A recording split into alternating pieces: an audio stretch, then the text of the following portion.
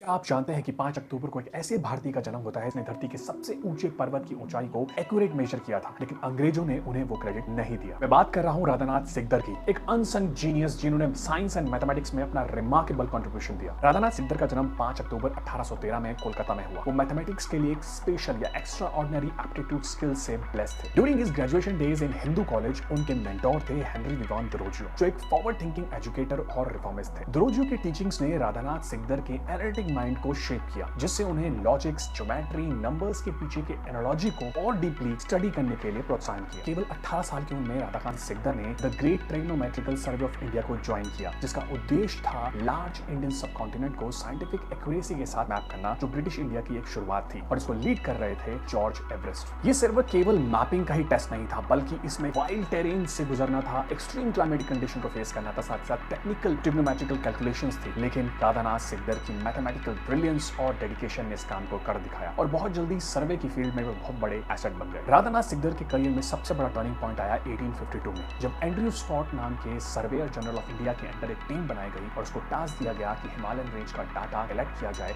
और एनालिसिस किया जाए। उस दौर में माउंट एवरेस्ट पीक का कोई नाम नहीं था, उसे पीक 15 यानी कि पीक एक्सपी के नाम से ही जाना जाता था। और उस दौर के सर्वेयर के पास ऐसी टेक्नोलॉजी भी नहीं थी कि इतनी मुश्किल टेरेन का सर्वे किया जा सके, इसलिए वो पूरा का पूरा एरिया अनएक्सप्लोर्ड था। लेकिन राधानाथ सिकदर की ब्रिलियंस और टेक्नोमेट्री नॉलेज से ये काम पूरा हो पाया। उन्होंने अपनी ट्रिग्नोमेट्रिक स्किल्स का पूरा इस्तेमाल करके ये पाया कि वो दुनिया की सबसे बड़ी पीक की हाइट को मेजर कर चुके हैं। राधानाथ सिकदर ने जो हाइट मेजर की थी वो थी 29,002 फीट, जो बाद में आज की मॉडर्न टेक्नोलॉजीज ने माउंट एवरेस्ट की हाइट कैलकुलेट की 29,029 फीट। अब आप अंदाजा लगाइए, बिना जीपीएस और बिना एरियल सर्वर के एक इंसान ने अपनी सिर्फ जीनियस और ब्रिलियंस के साथ कितनी एक्यूरेट माउंट एवरेस्ट की हाइट कैलकुलेट की। इतनी बड़ी मॉन्यूमेंटल अचीवमेंट के बावजूद भी माउंट का नाम माउंट सिकदर नहीं, माउंट एवरेस्ट रखा गया और ना ही अंग्रेजों ने उन्हें इस बात के लिए कोई क्रेडिट दिया। Mount Everest sir George Everest के नाम में रखा गया था। लेकिन हैरान की बात यह है कि ना तो वो इस सर्वे को लीड कर रहे थे और जब ये हाइट कैलकुलेट हुई थी वो उससे काफी पहले ही रिटायर हो चुके थे। इनफैक्ट सर जॉर्ज एवरेस्ट भी अपना नाम पीक से नहीं जोड़ना चाहते थे। उन्होंने कहा इस पीक का नाम कोई लोकल नाम ही होना चाहिए, लेकिन अंग्रेजों की कॉलोनियल माइंडसेट ने सिकदर का नाम इससे नहीं जोड़ा। वो नहीं चाहते थे कि भारतीय का नाम किसी साइंस या ज्योग्राफी या हिस्टोरिकल इंटेलेक्चुअल लेगेसी से जुड़े, और इस तरीके से राधानाथ सिकदर की ब्रिलियंस को